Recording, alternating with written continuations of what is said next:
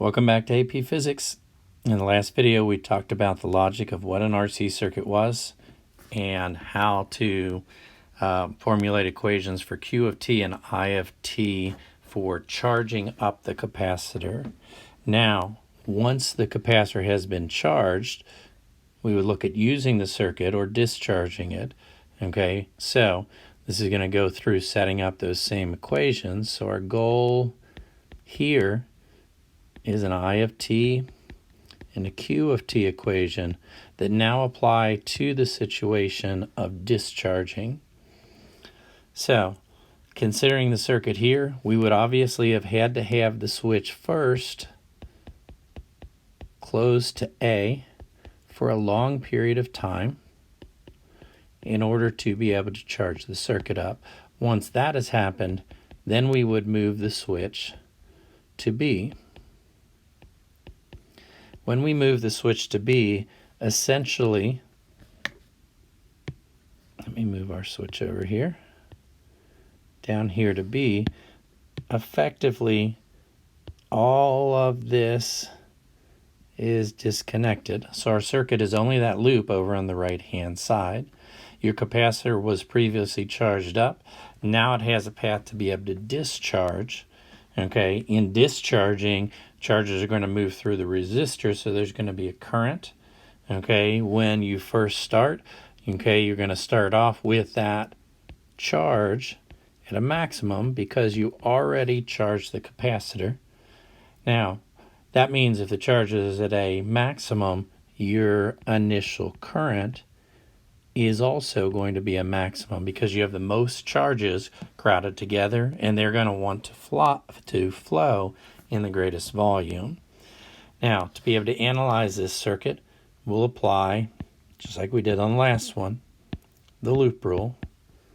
Okay, so considering our voltage changes across each of these, okay, from our base equations, C equals Q over V, and Ohm's law, V is equal to I times R. Across your capacitor, your voltage would be a Q over C. Now I'm going to erase that capital Q and put a lowercase q because it's not going to maintain at the maximum value, but it's going to change. And then the voltage across the resistor would be an IR, and we're going to add signs in here. Okay, thinking about what the capacitor is doing, it is storing energy per charge or storing voltage, and so we would put a negative sign on Q over C. The current, our current is not a constant, so we're going to substitute in for I a dq dt, indicating that the current is changing. Now, if you think about the change in current, the current is decreasing.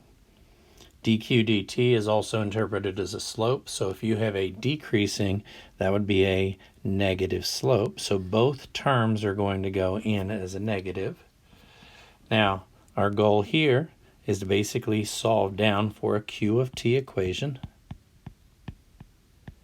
which means we're going to have to get the dq dt to one side. So I'm going to do a couple of algebra steps together. I'm going to move the dq dt over to the right side, which makes it positive, and then divide the r over to the other side. So I'll get a negative q. Now that we have the dq dt onto one side, we can get all the q's on one side and everything else on the other side. So I'm going to move over to your right side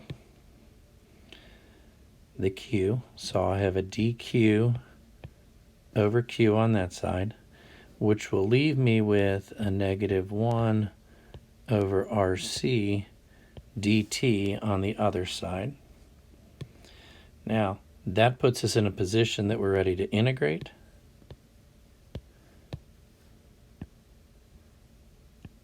Thinking about endpoints of integration, when we first close the switch to B, that would be a time of 0. So on the time side, we're going from 0 out to an arbitrary t. On the Q side, we're starting at a maximum charge, capital Q, And then after a period of time, the capacitor is discharging, so we're ending up with a lesser charge, which we'll write as small q. When we integrate both sides, on the left side, we end up with a negative t over RC. When we integrate, R and C are constant, so you're integrating 1 and you get a t, and then you plug in a t and a 0. On the right side, when we integrate, we're going to get the natural log of q evaluated between q, capital Q, and small q, which is going to give us the natural log of small q minus the natural log of capital Q. Difference of two natural logs, rewritten as the quotient, small q over capital Q, and all that's equal to negative t over RC. Now, we have to get solved down for a small q. That's our q of t function. So we're going to have to remove the natural log. So we're going to raise both sides to the e to the negative t over RC on the left side is going to be equal to now small q over capital Q. Solving down for the small q, which would be your q of t function, that's going to be equal to capital Q e to the negative t over RC. So thinking about this equation for just a minute, okay, at t equals 0 compared to t equals a very long period of time, if you plugged in a 0 for time, you're going to get e to the 0 power just 1. So then you're going to have a charge of q, or you're going to start out with your maximum charge. After an infinite period of time, you're going to have e to the negative infinity, essentially, which is going to be 1 over e to the infinity, which approaches 0, and so then your charge approaches 0. Now, going back to the current equation, I of t is a dq dt.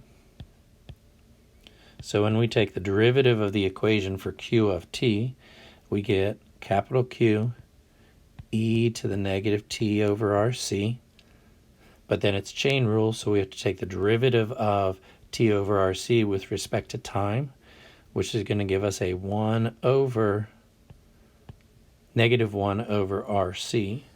When we pull that out front, we're going to get a Q over RC e to the negative t over RC, and with our negative sign in front of there. Okay, from our base equation, C equals Q over V. V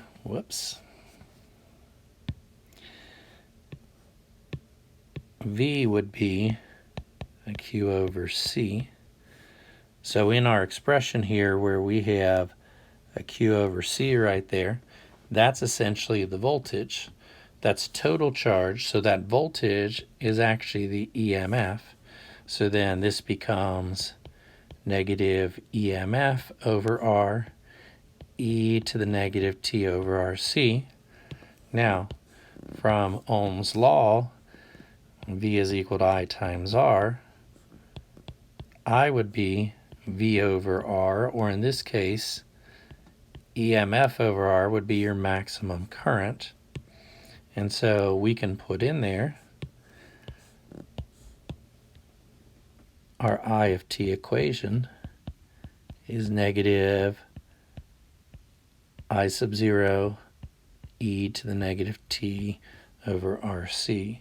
So then your two equations for discharging, there's your I equation, and there's your charge equation. If we go back for a second now and interpret this current equation, and I'm going to do that up there, okay, at a time of 0, if you plug in a 0 there, you get e to the 0. So at a time of 0, your current is I naught, which is which is the maximum value. And an infinite period of time, the capacitor has essentially discharged. Okay, you have little or no charge flowing, so no current. When you plug in infinity for time in your I of t equation, you get 1 over e to the infinity, which is essentially 0. And so that tells you that your current approaches 0 after an infinite period of time. Now, I do want to take a moment to talk about that negative sign right there. Okay, essentially what that is indicating is that your current is flowing in the opposite direction compared to when it was, compared to the direction it was flowing when you were charging the capacitor. Now, if we summarize everything with our equations, once I get back to my equations here, okay, there's your RC circuit. Charging when you're closed to A, your Q of t, your I of t. Discharged, again, after you close the circuit to A for a long period of time, and then switched it over and closed to B, you got your Q of t and your I of t equations. Notice your I of t equations are exactly the same, okay? Your Q of t equations are different. When you're charging, the Q of t is kind of out of sync because you start with 0 charge. And that's what the 1 minus the E term does, is it kind of flips around that multiplier on the total charge to start you out with 0. At all other points, the current, the charge, okay, whether you are discharging or charging, at the other points, you're starting out at a maximum value on all of those, and you're decreasing. Now, with an RC circuit, we drew this RC circuit in a particular fashion, okay, but be able to recognize other configurations that are still going to function as an RC circuit. So I might have a battery, a capacitor, followed by a couple of resistors in parallel. That's still an RC circuit. You just have to find R equivalent there. Or I could even add in another resistor over here. Okay. You could also have a situation where maybe you have the capacitor here and the resistor there. We'll call that R1. Okay, and then you have another switch over here and another resistor over there, R2, and we better add another switch in. I'm going to add a switch in right there, whereby when you closed S1, you would be charging the capacitor, and your time constant would depend on R1 and C.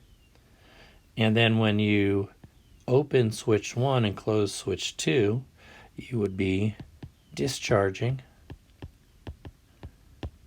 And so then your time constant would be R2C. So you'd have different time constants, different rates of charging and discharging. You could also have more complex circuits where you had not just a single capacitor, but a number of capacitors in there and still function as an RC circuit. So that's an overview of RC circuits, the equations, and the discharging.